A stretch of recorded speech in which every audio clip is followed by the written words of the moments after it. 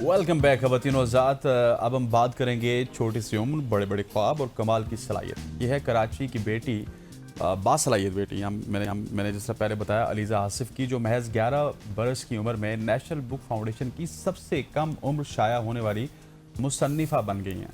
अब वो 13 साल की हैं, लेकिन अलीज़ा ने सिर्फ 8 साल की उम्र में अपनी अदबी सफ़र का आगाज़ किया और देखते ही देखते उर्दू हो या फिर इंग्लिश हो, दोनों ज़ुबानों में कई कहानियाँ तख्लीक कर डाली। इनकी मेहनत और लगन इन्हें ना सिर्फ जो इनके पढ़ने वाले हैं उनकी पसंदीदा बनाती है, बल्कि इन्हें नौनिहाल अदीब अवार्ड और KSG स्टार अवार्ड जैसे एजाज़ात से भी नवाजा गया है। आज हमारे साथ वो अलीज़ा ही मौजूद होंगी, जो कि नौजवान मुसन्निफ़ा है नेशनल विजन की, जैसे आपने अपने इब्तिदा में जिक्र किया।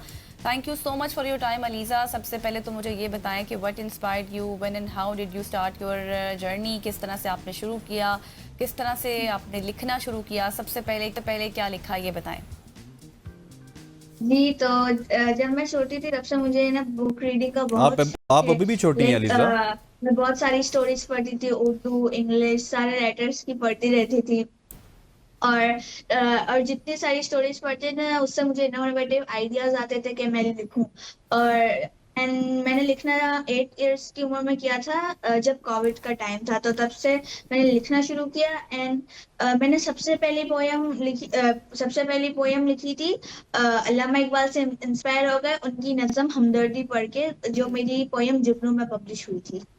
दैट्स वेरी सही। ग्रेट। और अलीज़ा, मुझे ये बताइएगा कि आपने कहा कि मैं जब छोटी थी, आप तो माशाल्लाह से अभी भी छोटी हैं, कोई बड़ी तो आप हुई नहीं हैं। 13 साल की आपकी उम्र है, बहुत कुछ आप लिख चुकी हैं।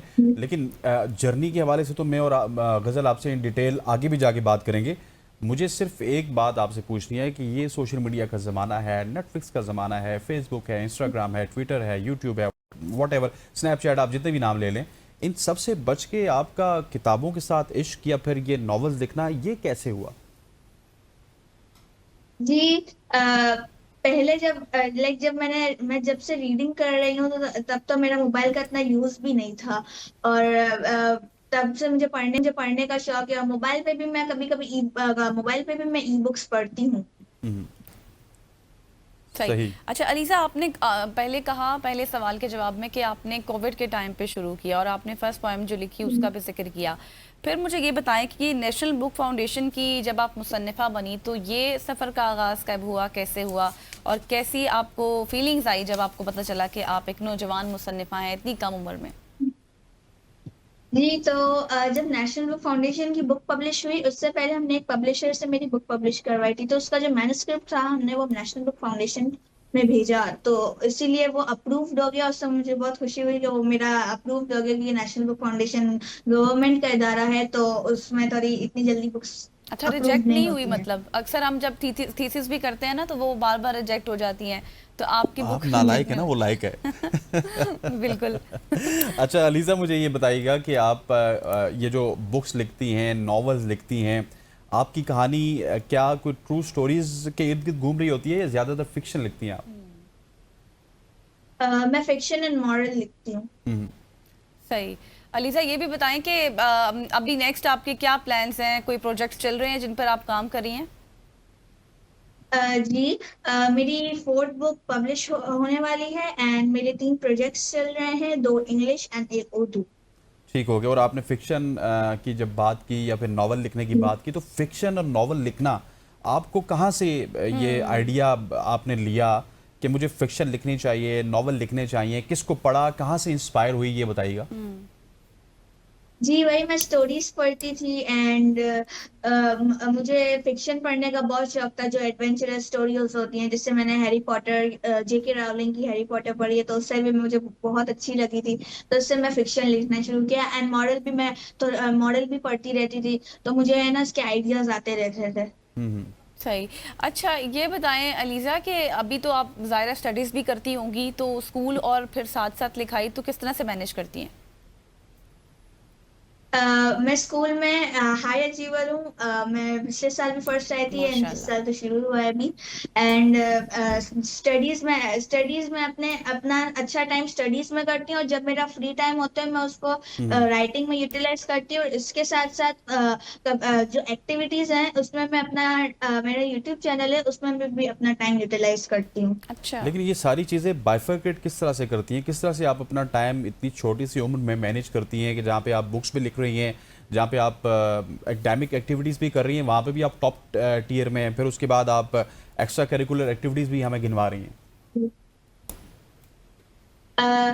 लाइक जब जो भी मुझे स्कूल का पढ़ना होता है ना, मैं एक स्केड्यूल की तरह कर लेती हूँ कि मुझे ना 2 to 3 आवर्स तक ये पढ़ना है। फिर उसके बाद मेरा फ्री टाइम होता है तो उसमें मैं स्टोरीज लिखती हूँ। जब मैं मैं स्टोरीज का भी लिखती हूँ कि जितने मैं एक पॉइंट तक स्टोरीज लिख लेती हूँ। फिर उसके बाद है ना मेरा मेरा और फ्री टाइम होता है तो उसमें मैं सारी दूसरी एक्टिविटीज करती हूँ।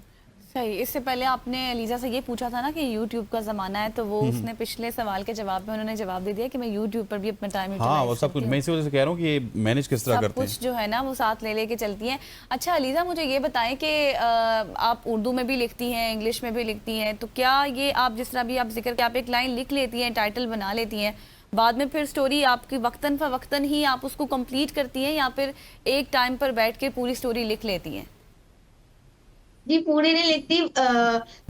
मैं हाफ हाफ करके लिखती हूँ। लाइक अगर बहुत बड़ी स्टोरी में लिख रही होती हूँ ना, लाइक एक नॉवेल टाइप, तो उसको मैं थोड़ा टाइम ले लेके लिखती हूँ, क्योंकि उसमें मैं थोड़ा सोच के लिखती हूँ, मुझे अच्छी लिखनी होती है।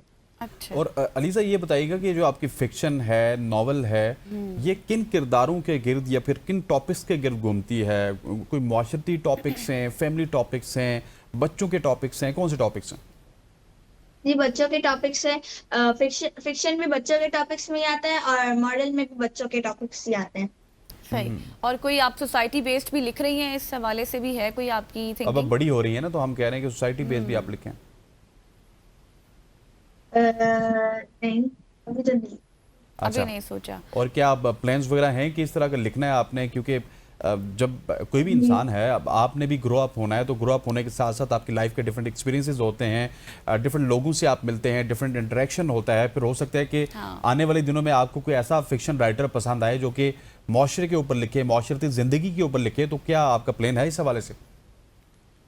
जी मास्टर जिंदगी पर और अगर मुझे आगे लिखना होगा तो मैं जरूर लिखूंगी, क्योंकि आगे भी मैं कंटिन्यू तो करूंगी ना राइटिंग।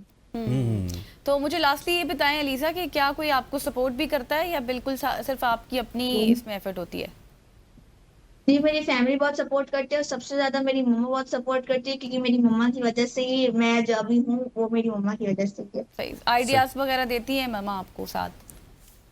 जी जी। जब सबसे पहले मैंने लिखना शुरू किया था तब मम्मा मुझे हेल्प करती थी, करेक्शन करती थी। इससे अब मैं अच्छी हो गई हूँ, तो अब मैं खुद पूरा खुद लिख लेती हूँ एंड मम्मा रिव्यू करती हैं, वो बहुत अच्छा होता है। वी विश कि आप मज़ीद अच्छी हो जाएं और मज़ीद आगे भी टॉपिक्स पर आप लिखें। अभी तो आप थैंक बच्चों यू। की स्टोरीज वगैरह, फिक्शन वगैरह लिख रही हैं।